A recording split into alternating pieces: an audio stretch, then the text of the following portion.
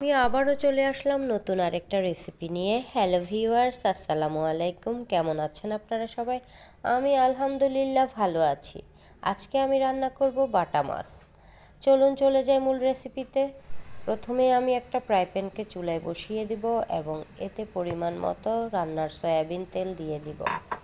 তেল যখন গরম হয়ে আসবে তখন আমি এতে পরিমাণ মতো পেঁয়াজ কুচি দিয়ে দিব।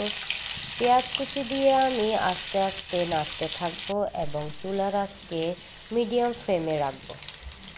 পেঁয়াজগুলোকে আমি ভাজতে থাকবো যতক্ষণ পর্যন্ত পেঁয়াজগুলো সোনালি রং না আসে। পেঁয়াজগুলো আমার সোনালি রং এসে গেছে। এবার আমি এতে 1 চামচ পরিমাণ রসুন বাটা দিয়ে দিব। রসুন বাটা দিয়ে আমি আবার নাড়তে থাকবো যাতে রসুনের গন্ধ চলে যায়। আমি আস্তে আস্তে নাড়তে থাকবো। এরপর আমি এখানে কিছুটা পানি অ্যাড করে দিব যাতে আমার মশলাটা পুড়ে না যায়। আমার পানি দেওয়া হয়েছে। এবার আমি নেড়ে চেড়ে এখানে 1 চামচ পরিমাণ হলুদ গুঁড়া দিয়ে দিব, 1 চামচ মরিচ গুঁড়া দিয়ে দিব, 1 চামচ পরিমাণ লবণ দিয়ে দিব। লবণ দিয়ে আমি আস্তে আস্তে আবার নাড়তে থাকবো। আমি মশলাটাকে আস্তে আস্তে কষাতে থাকবো। আমার মশলাটা প্রায় কষানো হয়ে গিয়েছে। এখন আমি এতে আমার ধুয়ে রাখা বাটা মাছগুলো দিয়ে দেব।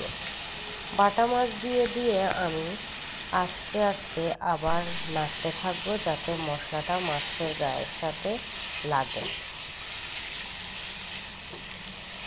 মশলাটা যত বেশি কষাবেন আপনার রান্নার স্বাদটা তত বেশি বাড়বে। এবার আমি মাছগুলোকে আরও 5 থেকে 10 মিনিট কষাবো। দেখুন আমার কষানো হচ্ছে। মাছগুলো আমার প্রায় কষানো হয়ে গিয়েছে। এখন এতে আমি 1 কাপ পরিমাণ পানি অ্যাড করে দিব এবং চুলার আঁচটা একটু বাড়িয়ে দিব। আমি মাছগুলোকে নাড়াচাড়া করে একটা ঢাকনা দিয়ে ঢেকে দিব। এখন আমি মাছটাকে 10 থেকে 15 মিনিট রান্না করব। আমি চুলার জালটা হাই হিটে রাখবো। এখন আমার প্রায় 10-15 মিনিট রান্না হয়ে গিয়েছে। এখন আমি এতে একটা টমেটো কেটে মাছটায় দিয়ে দিব এবং 4টা কাঁচামরিচ ফালি করে দিয়ে দিয়েছি। যারা ঝাল কম খান তারা কাঁচামরিচটা আস্ত দিতে পারে। এরপর আমি ঢাকনা দিয়ে ঢেকে দিব এবং আরও 5 মিনিট মাছটাকে রান্না করব। মাছটা যখন মাখা মাখা ঝোল হয়ে আসবে তখন আমি এতে ধনেপাতা কুচি দিয়ে দিব।